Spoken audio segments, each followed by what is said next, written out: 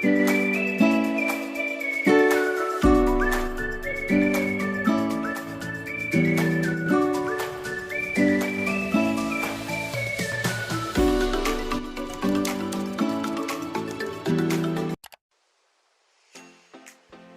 semuanya, hari ini aku akan membuat Korean garlic cheese bread yang lagi viral itu loh. Pertama, siapkan 120 ml susu hangat atau air hangat. Kemudian tambahkan gula 30 gram,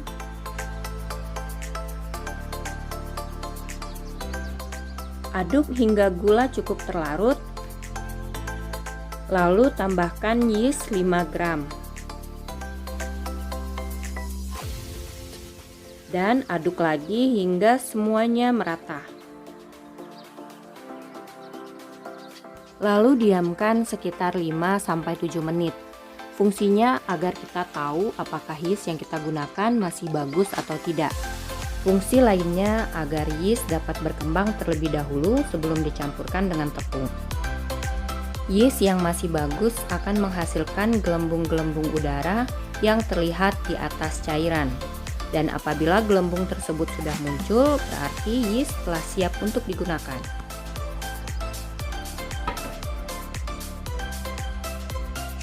Ini adalah campuran dari 50 gram tepung protein tinggi, 200 gram tepung protein sedang, dan setengah sendok teh garam. Kita campurkan larutan dari ragi tadi setengahnya dulu, kemudian diaduk hingga merata.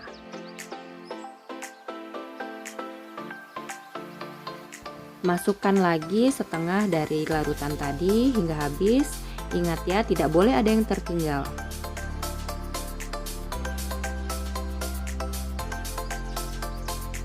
Lalu kita aduk lagi hingga rata. Sebenarnya kalau kalian punya mixer untuk roti, kalian juga bisa menggunakan mixer untuk menghemat waktu dan tenaga. Lalu tambahkan 1 butir telur.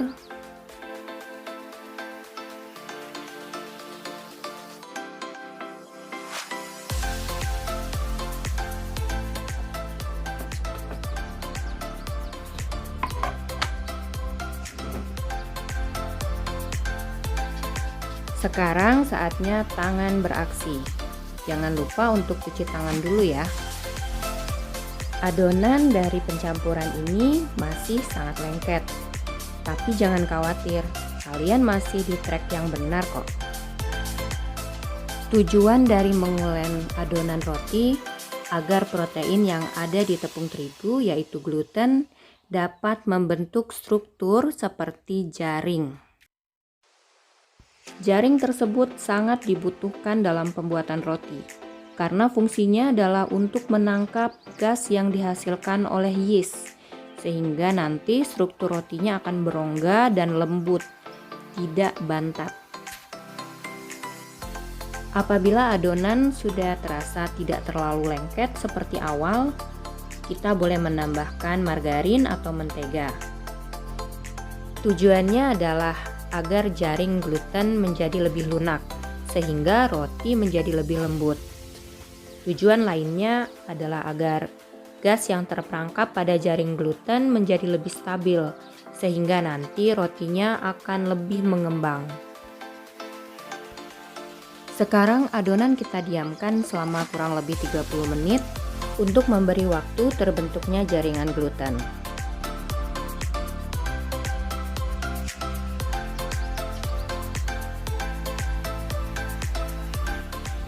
Setelah fermentasi yang pertama selesai, kita dapat melihat bahwa adonan menjadi lebih besar. Artinya yeast telah berkembang biak dengan baik dan menghasilkan gas. Dan gasnya sendiri telah terperangkap di jaring gluten yang telah terbentuk. Kita akan merasakan bahwa adonan sudah tidak lengket lagi di tangan dan sudah semakin elastis. Tujuan dari menguleni yang kedua kali agar jaring yang dibentuk oleh gluten menjadi lebih baik lagi, sehingga nanti rotinya itu tidak ada rongga-rongga besar, tetapi yang ada adalah rongga-rongga kecil yang seragam. sehingga akan dihasilkan roti dengan tekstur yang lembut dan tidak banyak remah. Struktur gluten yang baik dapat terlihat dari elastisitas pada adonan. Adonan dapat ditarik hingga tipis seperti ini. Nah, sekarang adonan siap untuk didiamkan atau difermentasi untuk yang kedua kalinya. Di sini aku hanya mendiamkan selama 30 menit. Mungkin ada beberapa resep yang mengatakan untuk mendiamkan selama 2 jam. Tapi aku pribadi tidak suka fermentasi yang terlalu lama karena rotinya menurutku akan terlalu berbau ragi.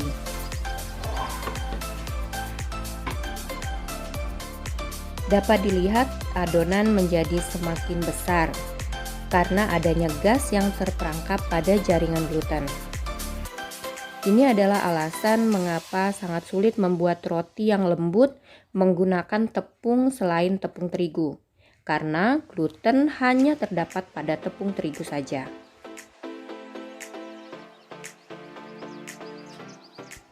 Setelah didiamkan selama 30 menit, adonan menjadi sebesar ini.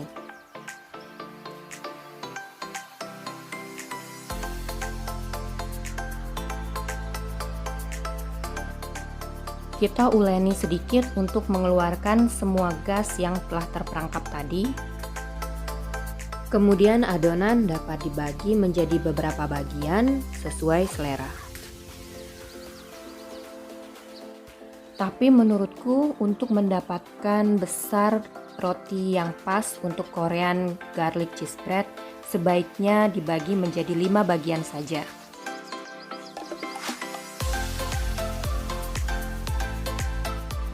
Bulatkan semua adonan.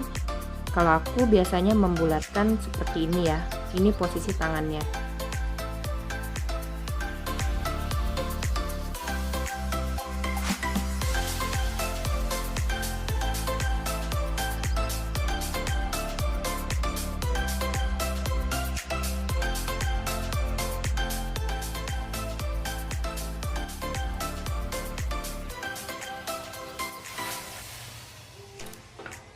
Sebelum dipanggang, diamkan lagi selama 30 menit.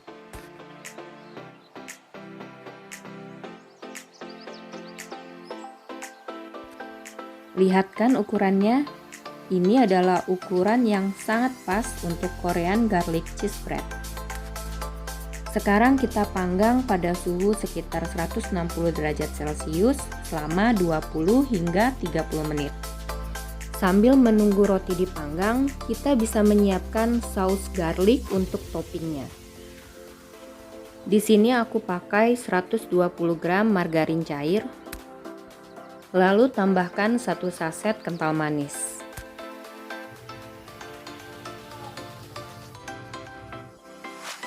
Lima siung bawang putih. Di sini aku menggunakan parutan karena menurutku ini lebih praktis. Tapi teman-teman bisa juga mencincang bawang putihnya atau menghaluskan.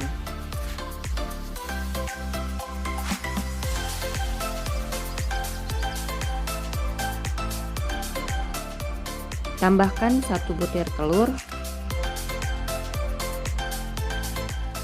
Lalu tambahkan 1 sendok makan seledri kering. Kalau resep aslinya di Korea biasanya pakai parsley kering. Tapi di Indonesia itu sangat sulit untuk mendapatkan parsley dan kita berlimpah dengan seledri. So, pakai aja yang ada.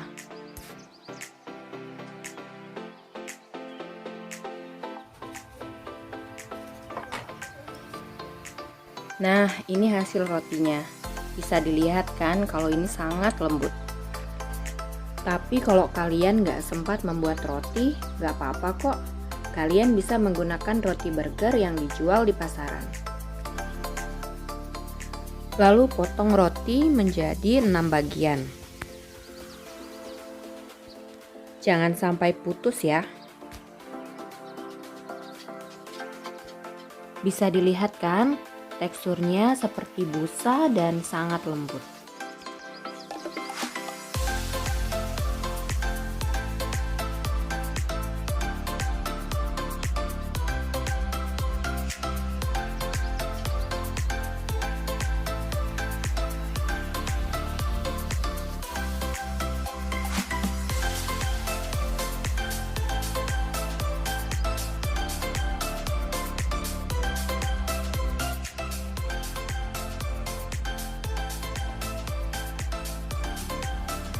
Untuk isiannya aku tidak menggunakan cream cheese karena cream cheese kan tidak mudah didapatkan di mana saja. Jadi di sini aku menggunakan 2 jenis keju. Sebenarnya sih teman-teman bisa menggunakan satu jenis keju saja, tapi ini aku ingin eksperimen sedikit. Untuk bagian samping aku isi dengan keju quick melt. Nah, untuk bagian tengahnya aku isi dengan keju mozzarella.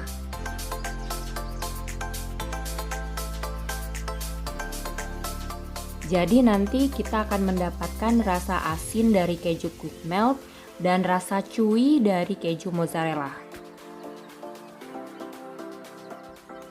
Siramkan saus garlicnya ke seluruh bagian roti. Jadi bagian-bagian dalamnya juga harus kena. Karena kalau aslinya di Korea, ini kan dicelupkan langsung ke dalam saus garlic, tapi akan berantakan kalau dikerjain. Jadi ini aku hanya siram-siram aja. Dan jangan lupa untuk banyak ya siramnya. Karena kita ingin rasa dari saus garlicnya itu intens. Dan juga kita ingin bagian dalam dari rotinya nanti itu moist ya. Jadi lembab dengan rasa saus garlic. Sedangkan bagian luarnya nanti akan terasa crunchy.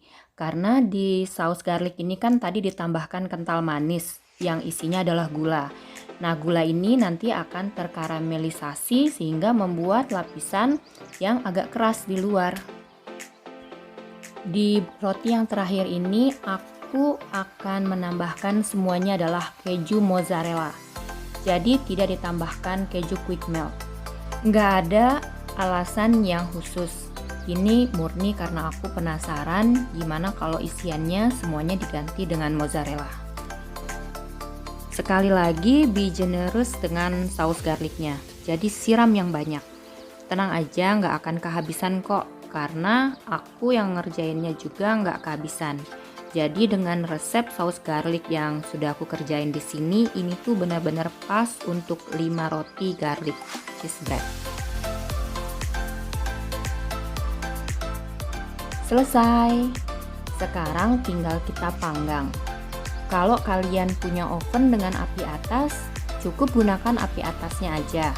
Tapi kalau tidak ada ya tidak apa-apa, gunakan api bawah. Kita panggang sekitar 10 hingga 15 menit.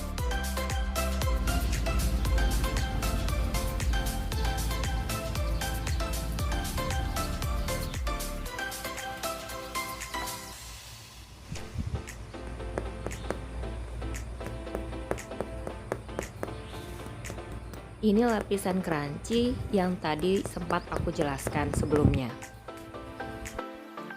Nah, ini bagian dalamnya. Jadi kejunya sudah meleleh semua.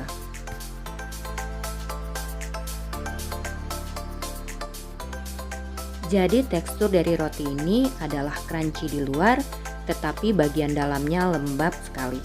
Karena tadi kita sudah menyiramkan saus garlicnya hingga ke bagian dalam roti.